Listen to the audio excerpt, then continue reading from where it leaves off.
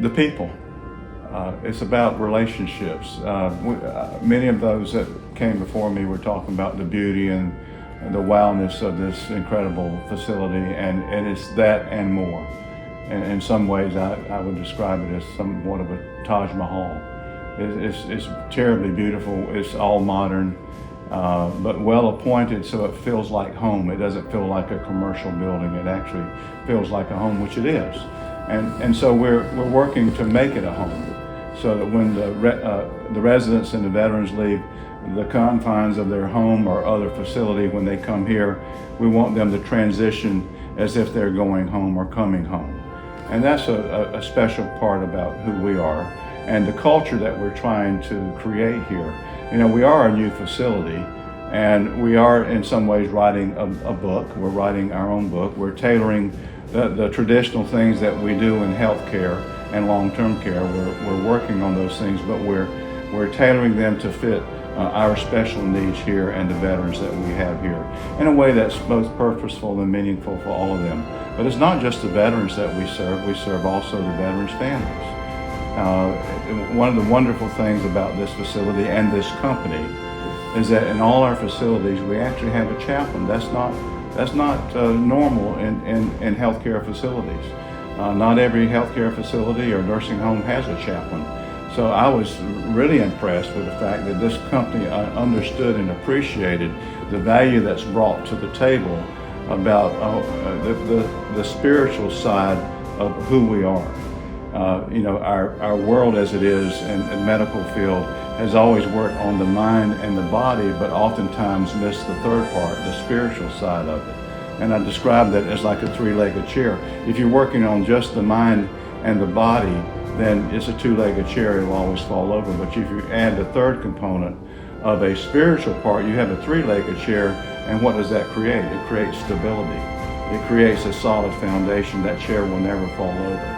So the fact that this organization has allowed a chaplain like me to come in and to serve the veterans in a special way, in a meaningful and personal way, attending to their spiritual welfare and health and well-being, I think speaks loudly about what an incredible organization that we serve. And I'm just very humbled to be a part of this team that's here. And by and large, every professional here is really top of the line. They're awesome people to work with, beginning with Laura, our administrator, our security, our activities team, all the auxiliary groups like the housekeeping and dietary. It's just a remarkable place to work. I felt the tug, the call, as a minister. I'm an ordained priest in the Diocese of South Carolina. I'm from the Episcopal background, which is theologically it's known as the via media. So that's explained as being the middle way. So I'm both Protestant and Catholic.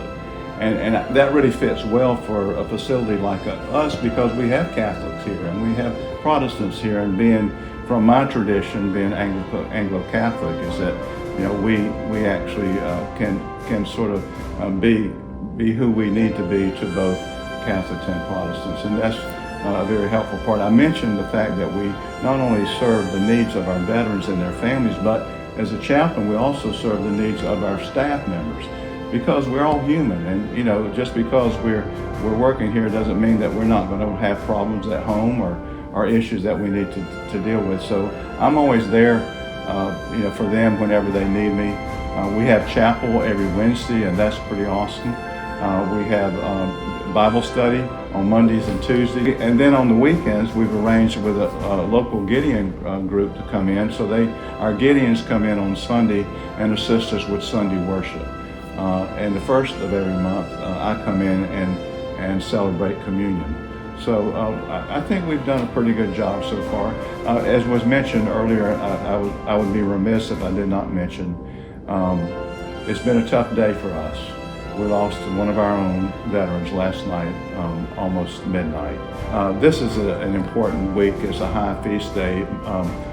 Day before yesterday was All Saints Day. It's a big church holiday every year.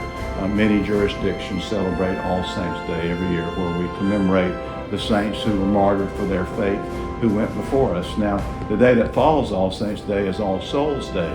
And so that was yesterday in chapel. We celebrated All Souls' Day, and in that chapel service, we remembered the 10 veterans that we have helped bury from this facility.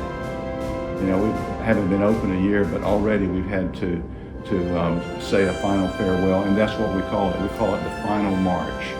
And Sergeant Major, who's our Director of Security, and myself are both military, and so we kind of handpicked some programs that were very similar, but we molded it to fit who we were.